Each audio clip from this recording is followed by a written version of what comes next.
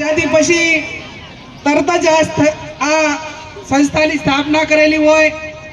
હમણાં ડોક્યુમેન્ટ બતાવ્યું, એમાં ડોક્ટરો, વકીલો અને અલગ અલગ વિભાગમાં અધિકારી તરીકે જે નોકરી કરીને આ સંસ્થાનું નામ રોશન કર્યું છે, એ આ સંસ્થાને તો ગૌરવ અપાવ્યું, પણ આ વિસ્તારને પણ ગૌરવ અપાવ્યું છે. હવે ભરસુભાઈએ 2-3 વખત આ કાર્યક્રમ, આ સંસ્થાના પ્રોગ્રામમાં મારે હાજરી આપવાનું થયું છે. શક્તિસિંહજી ગોહિલે એક વખત આવ્યા હતા, એ ટાઈમે પણ હું આ સંસ્થાની વાર્ષિક મહોત્સવમાં મારી હાજરી હતી. એમણે અનેક વિદ્યાર્થીઓ અહીંયા તૈયાર કરીને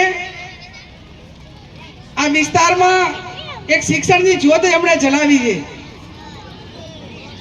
અને એમણે ખૂબ સારી વાત કરી કે આ સંસ્થા એક બિન સાંપ્રદાય, આ વર્તમાન સમયની અંદર તમામ સમાજના બાળકોને ભણાવવા માટેની વિનામૂલ્ય વ્યવસ્થા કરવી અને સરસ મજાનું આટલું મજબૂત પરિણામ લાવવું, એ ખૂબ મોટી સફળતા છે.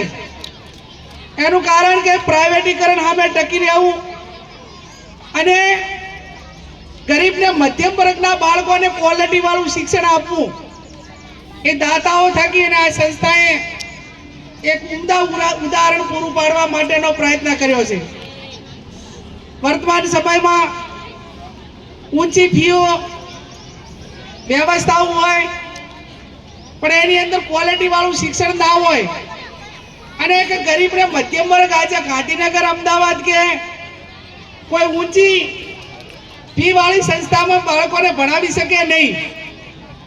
પણ આજે આ ભગીરથ કાર્ય કરીને આટલા વર્ષો સુધી આવી એક નામાંકિત સંસ્થાનું નિર્માણ, કે એટલા વર્ષો પહેલા આટલા વર્ષો સુધી અણનમ ટકાવી રાખવું, એ સ્ટાફને પણ અભિનંદન આપવા પડે અને સંચાલકોને પણ ખૂબ ખૂબ અભિનંદન આપવા પડે.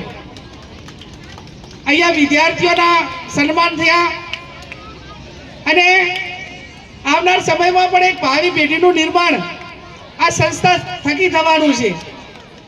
જેમ સમય પરિવર્તિત થાય એમ અભ્યાસક્રમોમાં પણ પરિવર્તન લાવવું જરૂરી છે. હું અભિનંદન આપું છું ભરતભાઈ ડાભી સાહેબને કે એમણે આઈટી લેબ માટે કરીને આ ગ્રાન્ટ ફાળવી છે.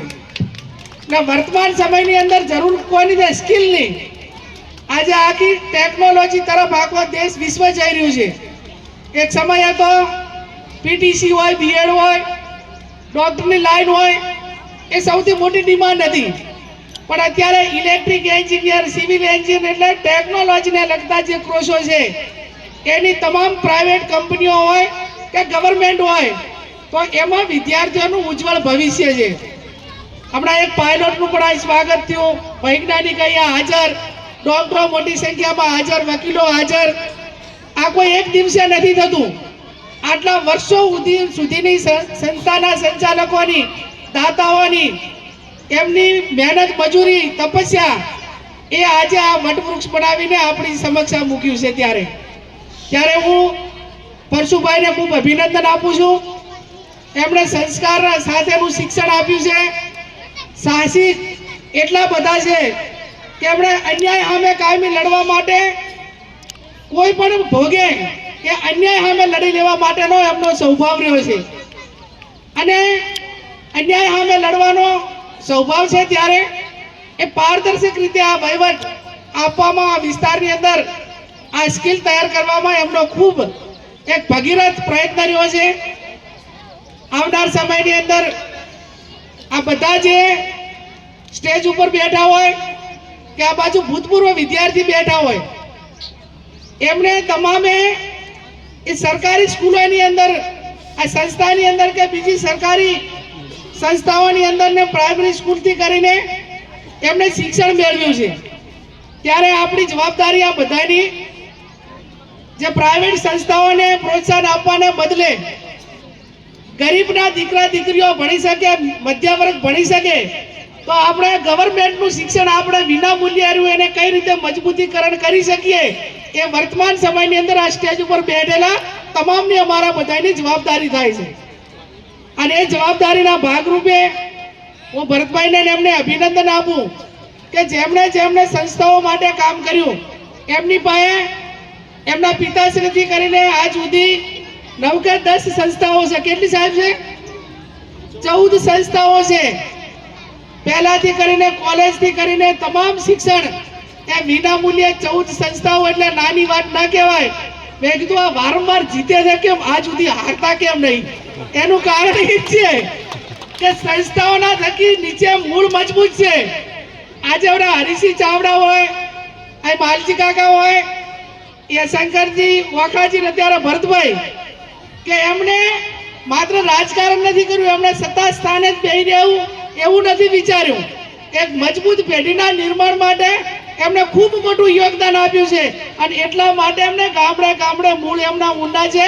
એમના આશીર્વાદ કે હજારો વિદ્યાર્થીઓ ભણીને ગયા, નોકરી ધંધાએ લાગ્યા અને ક્યાંક ને ક્યાંક એ પરિવાર હોય કે સંસ્થા હોય ત્યારે ઋણ અદા કરવાનું ચૂકતા નથી.